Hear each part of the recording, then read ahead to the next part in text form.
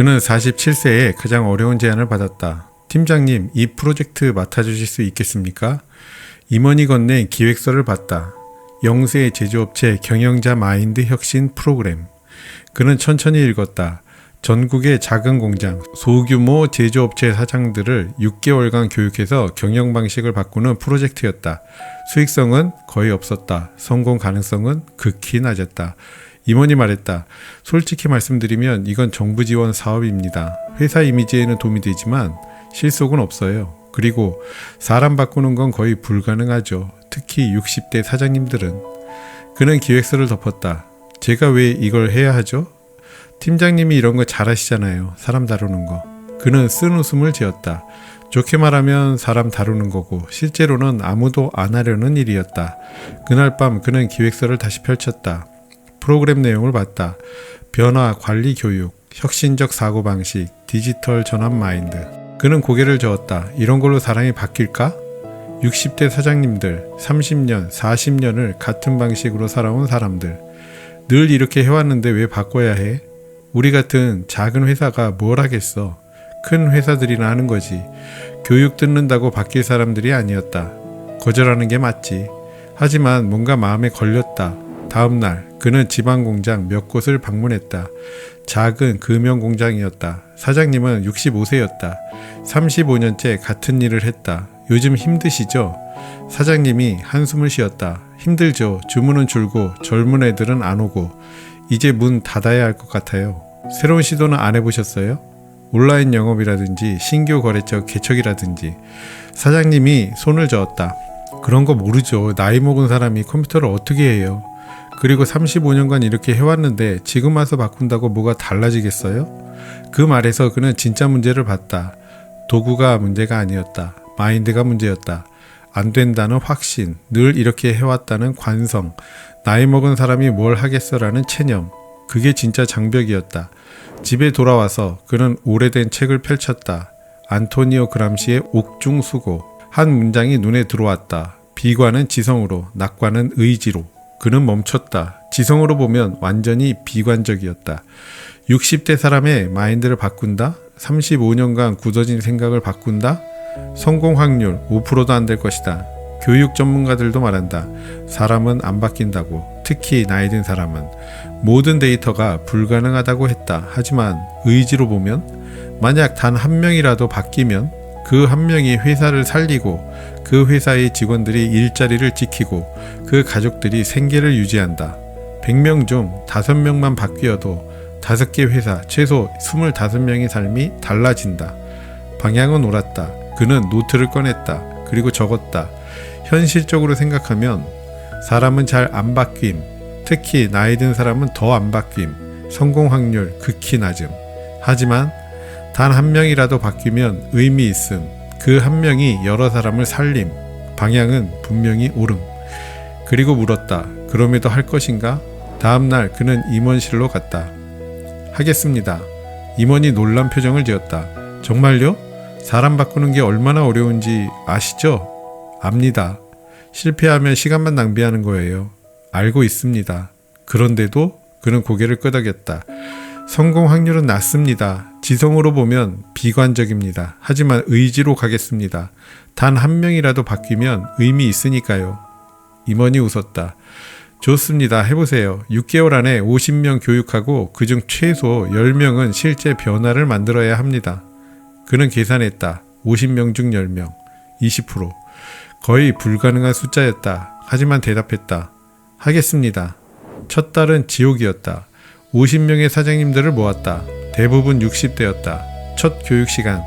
그는 파워포인트를 켰다. 오늘은 혁신적 사고방식에 대해. 뒷자리에서 코 고는 소리가 들렸다. 앞자리 사장님은 핸드폰만 봤다.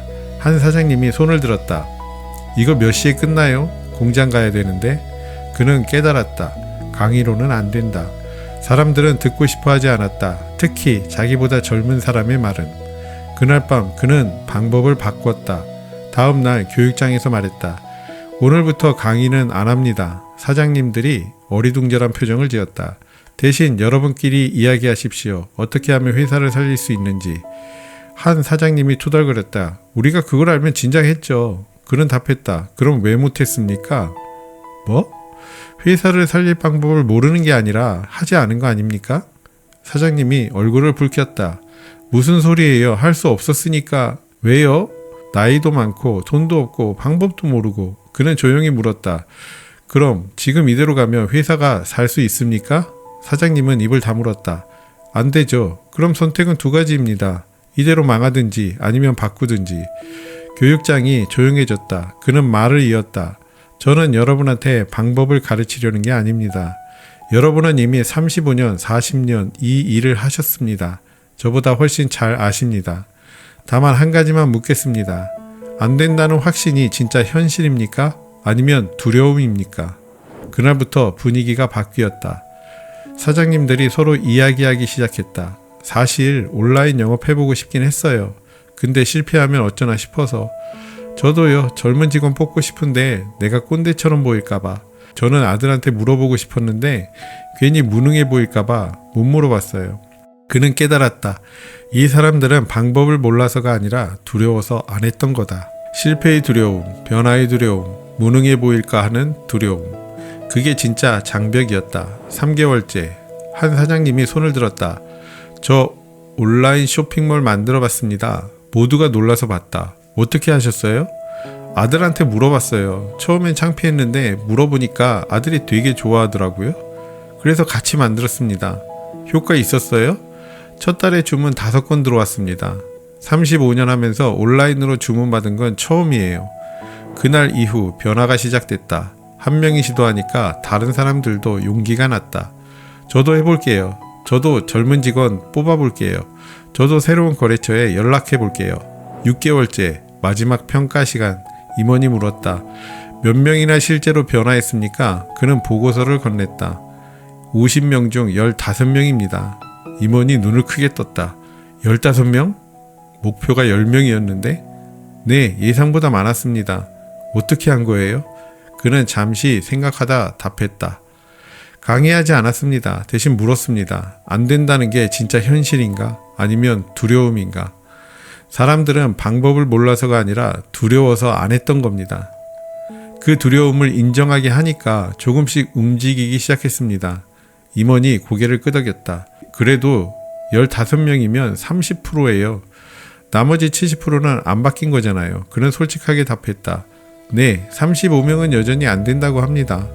그분들은 제가 바꿀 수 없었습니다.